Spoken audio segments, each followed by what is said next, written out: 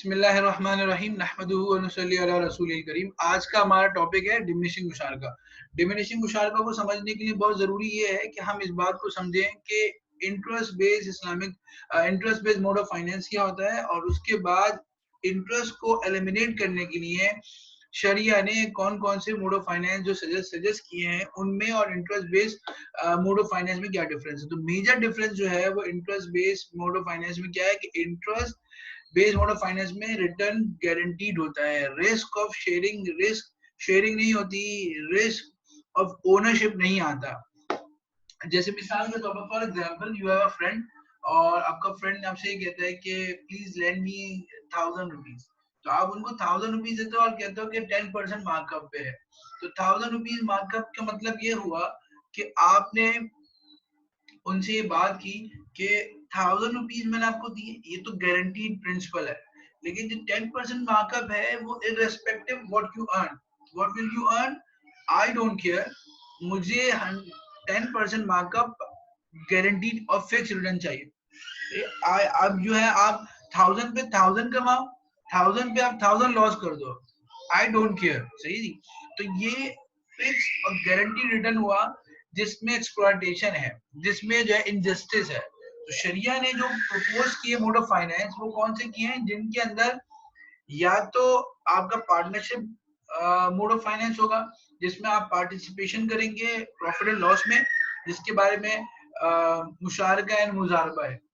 या सेकेंडली जो है आपके पास क्या होगा, rental based mode of finance होगा। Rental based mode of finance में क्या होगा कि आपका ओनरशिप है किसी कॉर्पस पे, किसी एसेट पर, वो आप उसके यूज ऑफ फंड किसी और को दे देते हो, और वक्ती तौर पर आप कहते हो कि चूंकि आप इसके यूज ऑफ फंड यूज कर रहे हैं तो आप मुझे इसका रिटर्न देंगे, और ये रिटर्न मेरे लिए हलाल क्यों है, क्योंकि मैं इसका रिस्क बेयर कर रहा हूँ, जिसको ओनरशिप, क्योंकि कॉर्पस मेरी इख्तियार में है। मैं आज जो आपको किताब दे रहा हूँ, मैं जो आपको गाड़ी दे रहा हूँ, मैं जो है आपको जो घर दे रहा हूँ, इसका अगर ये जलजला आ गया, अगर ये हिट हो गई गैर इख्तियारी तौर पर, तो इसकी जिम्मेदारी कौन लेगा, me as a investor, as a owner. तो इसलिए जो है जब मैं जिम्मेदारी लेता हूँ तो higher the risk higher the reward, तो मैं रिवॉर्ड भी ले सकता हूँ इन टर्म्स ऑफ रेंटल्स।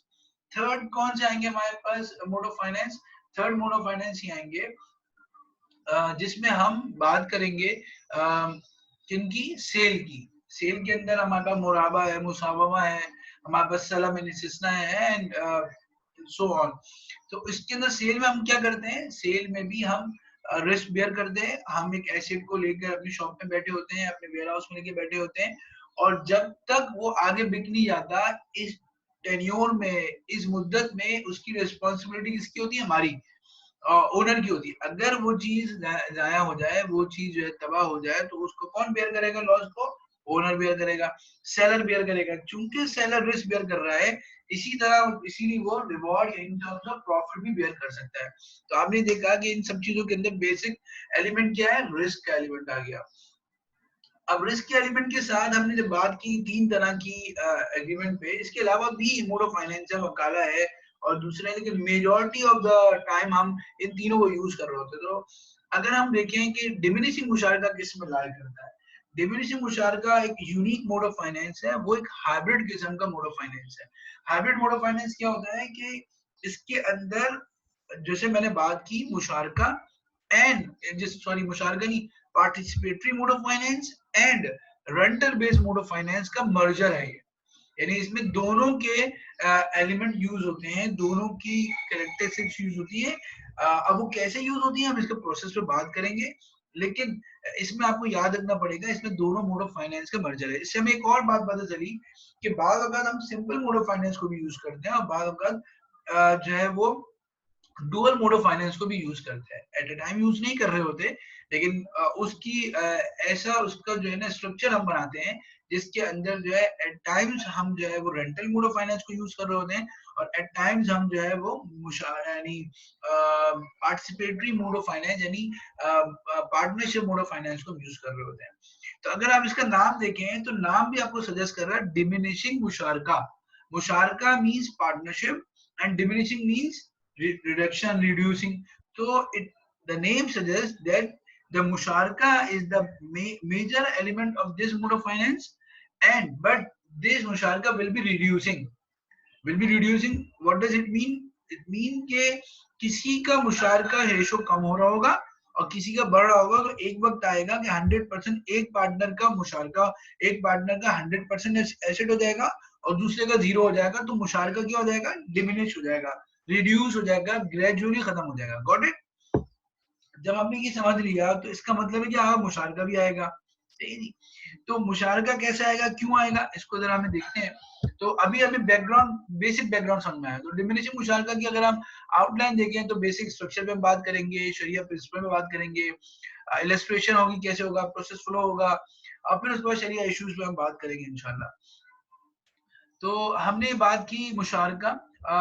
अब सबसे पहले मुशारका को समझ लेते हैं, बिकॉज हमने जैसे बात की कि शिरका जो है, पार्टनरशिप मोड ऑफ फाइनेंस जो है, इसमें डोमिनेंट होंगे।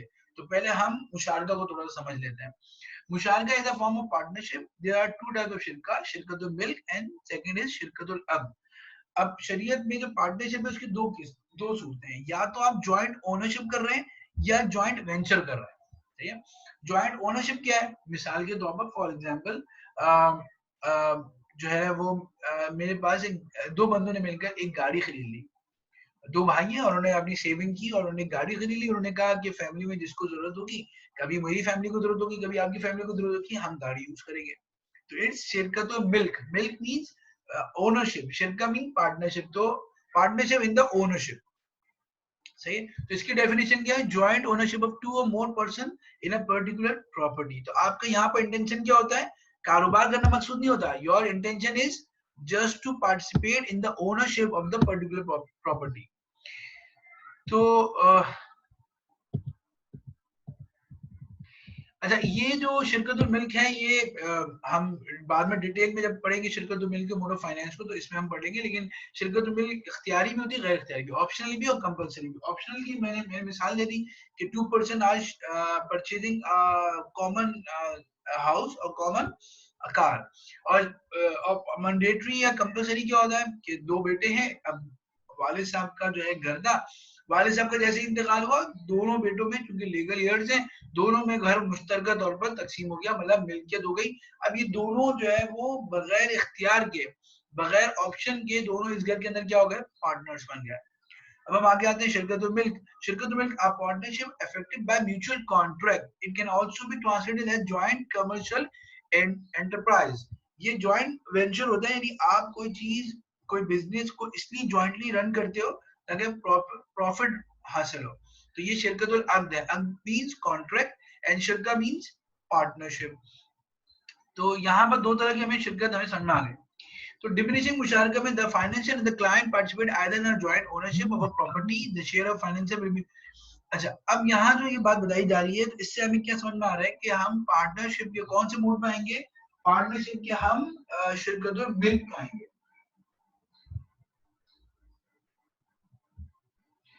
अच्छा, तो जब हम पार्टनरशिप पे बात करते हैं तो हम बात करेंगे शिरकतुल मिल्क। जब भी हम डिमिनिशिंग मुशारका पे बात करेंगे तो हम शिरकतुल मिल्क की बात करेंगे, बिकॉज शिरकतुल मिल्क क्यों हम बात करेंगे? जब आपको डिमिनिशिंग मुशारका का पर्पस समझ में आएगा तो आपको ये समझ में आ जाएगा कि हाँ, यहाँ पे शिरकतुल मिल्क होता है ज्यादातर। तो मैं थोड़ा सा बैकग्राउंड बता दूं। बैकग्राउंड ये है कि फॉर एग्जांपल शिरकत डिमिनिशिंग मुशारका जो है मोड ऑफ फाइनेंस, वैसे तो हर जगह इसका स्कोप बड़ा वसी है, बड़ा वास्ट है, लेकिन नॉर्मली मोड ऑफ फाइनेंस ये जो है हाउस बिल्डिंग में, हाउस फाइनेंसिंग में यूज होता है। मिसाल के तौर पर एक कस्टमर है, उसको जो है वो अपने घर, अपनी जमीन है, उसके अंदर जो है वो क्या करना है? घर बनाना है। या उसने जो है ना, दूसरी सूरत ये कि उसको एक बना बनाया घर मौजूद है, वो खरीदना चाह रहा है। तो या तो कंस्ट्रक्शन है या परचेजिंग है, या उसका अपना घर है लेकिन वो उसको तोड़ के और अच्छा बनाना चाहता है, रेनोवेशन करना चाहता है। इन आइदर पर्पस हम ये बात करते हैं कि उसको फाइनेंसिंग चाहिए फॉर कंस्ट्रक्शन और फॉर अटेनशिप of a house, well built house. तो अब वो क्या करेगा? अगर कन्वेंशनल बैंक में जाएगा तो उसको क्या मिलेगा? इंटरेस्ट बेस्ड लोन मिलेगा। इंटरेस्ट बेस्ड लोन मिलेगा तो वो यकीनन गुनाहगार होगा, और वो उस पर इंटरेस्ट वापस करेगा तो गुनाहगार होगा। वो उसकी साउंड आइडियोलॉजी है, वो इस्लामिक माइंडसेट का है और वो इस्लामिक बैंक में आता है। अब इस्लामिक बैंक में आके बात करता है तो उसको आरएम साहब फरमाते हैं कि भाई हम आपको जो है लोन तो नहीं दे सकते, बिकॉज अगर हम लोन देंगे तो इस पे इंटरेस्ट चार्ज नहीं कर सकते, और लोन देकर लोन का प्रिंसिपल रिटर्न लेना ये तो फाइनेंशियली जो है वो कोई भी लॉजिकल बात नहीं होगी। तो इसलिए हम आपको जो है ना वो हम लिक्विड तो नहीं दे सकते। हाँ, हम क्या करते हैं, आपसे डीएम करते हैं। डीएम क्या है, डिमिनिशिंग रिटर्न का। अब होगा क्या कि पहले हम आपसे जो आप फॉर एग्जांपल आप डिफेंस फेज 4 में एक घर लेना चाहते हैं जो है वो 5 करोड़ का है, तो आपके पास कितने पैसे हैं? आपके पास मिसाल के तौर पर 1 करोड़ है, तो हमने 1 करोड़ आपका पार्टिसिपेशन होगी और 4 करोड़ बैंक की पार्टिसिपेशन होगी। तो हम इससे मिलकर इन दोनों को मिलाकर असल जो वेंडर है, असल जो ओनर है उसके पास जाते हैं और उससे जो है वो लेकर घर खरीद लेते हैं। अब जब घर खरीदा तो दोनों क्या हो गए, दोनों बैंक एंड क्लाइंट क्या हो गए, ज्वाइंट पार्टनर हो गए उस घर के अंदर। अब 4 करोड़ जो है वो किसने दिया, बैंक ने दिया, और 1 करोड़ कस्टमर ने दिया। सही। तो ये गोया कि हिस्सा क्या हो गया, अगर हम इसको देखें कितना परसेंट हो गया, 20% हो गया। सही जी। तो 20% जो है वो कस्टमर ने पे किया है और 80% बैंक ने पे किया है। तो 80% ऑफ द हाउस जो है वो किसकी मिल्कियत में है, बैंक की मिल्कियत में। अब कस्टमर, बैंक अलाउ करता है कस्टमर को कि आप इस घर में रहने लग जाए, जैसी बात है उसको इसको फॉर यूज करना था, तो वो फॉर यूज करने के लिए घर में चला गया। अब जब घर में चला गया तो घर में जाने के बाद वो घर 20% तो उसकी ओनरशिप में है, लेकिन 80% किसी और की ओनरशिप में है। तो वो किसी और की ओनरशिप को यूज कर रहा है। इस मकसद के लिए वो क्या करेगा, बैंक के साथ एक रेंटल एग्रीमेंट करेगा, यानी इजारा का एग्रीमेंट होगा। इजारा मींस इस्लामिक लीज। वो इजारा का एग्रीमेंट होगा कि because I am using your 80% of the house, then I am bound by this agreement that I will pay a rent for you. ऐसी बात है, किसी की चीज यूज कर रहे हैं तो हम रेंट देंगे, तो रेंटल पेमेंट हो जाती है। रेंटल बन जाते हैं महीने के लिहाज से कि आपने मेरे 80% के इतने इतने रेंट देने। लेकिन मीनवाइल कस्टमर चाहता है, customer intend to attain the ownership, 100% ownership of the house. यकीनन वो चाहता है, अगर उसको किराए पे लेना होता तो किसी से किराए पे ले लेता। उसका मकसद तो क्या है, फाइनेंशियल लीज मींस कि वो चीज को ओनरशिप हासिल करना चाहता है। इसके लिए वो क्या करता है, बैंक से बात करता है कि मैं ये आपको ग्रेजुअली परचेज करना चाहता हूँ। तो बैंक फिर उससे जो है ना वो एक जो है ना वो undertaking of purchase of unit लेता है कि जो 80% मेरा घर है इसको अगर हम जो है मिसाल के तौर पर 80 यूनिट्स में तकसीम कर दें, तो हर यूनिट जो है वो 1% की नुमाइंदगी कर रहा है। सही। तो आप हर महीने एक यूनिट मुझसे खरीदते जाएंगे। जब आप मुझसे हर एक महीने एक एक यूनिट खरीदते जाएंगे तो आप यूनिट को परचेज कर रहे होंगे। आपका with the purchase of every single unit your share will gradually increase and my share will gradually decrease। तो इस सूरत में क्या होगा, पहले 79 फिर 78 इस तरह होते होते एक दिन आएगा, एक महीना आएगा जिसमें 0% बैंक की शेयरिंग हो जाएगी और 100% कस्टमर की शेयर हो जाएगी। टिल देन कस्टमर को रेंट भी पे करने हैं, लेकिन चूंकि ओनरशिप डिक्रीज हो रही है बैंक की, इसी तरह जो है वो रेंटल भी क्या होंगे, डिक्रीज हो रहे होंगे। कि जब ओनरशिप डिक्रीज होगी 80% पर 80 यूनिट जब बैंक के पास हैं तो उसके रेंटल फॉर एग्जांपल अगर 80,000 है तो 79% यूनिट जो है वो बैंक के पास होंगे तो 79,000 होगा। तो with the passage of time आपका जो है वो रेंटल्स भी डिक्रीज हो रहे होंगे, आपकी ओनरशिप इंक्रीज हो रही होगी और आप यूनिट परचेज कर रहे होंगे। तो ये मुख्तसर सा राय है मतलब डिमिनिशिंग मुशारका में। इसमें डिटेल्स ऑफ डॉक्यूमेंट्स होते हैं, इसमें एग्रीमेंट बहुत सारे होते हैं, इसमें जो है ना बंच ऑफ कॉन्ट्रैक्ट्स होते हैं, इसका प्रोसेस फ्लो होता है। लेकिन in a very short term हमने इसको डिफाइन किया कि इन डिमिनिशिंग मुशारका the financial and the client participate either in a joint ownership of a property और इन इक्विपमेंट और in a joint commercial enterprise. अगर प्रॉपर्टी इक्विपमेंट में तो शिरकतुल मिल्क है, अगर जॉइंट कमर्शियल एंटरप्राइज है तो शिरकतुल अक्द है। The share of the financial will be divided into number of units.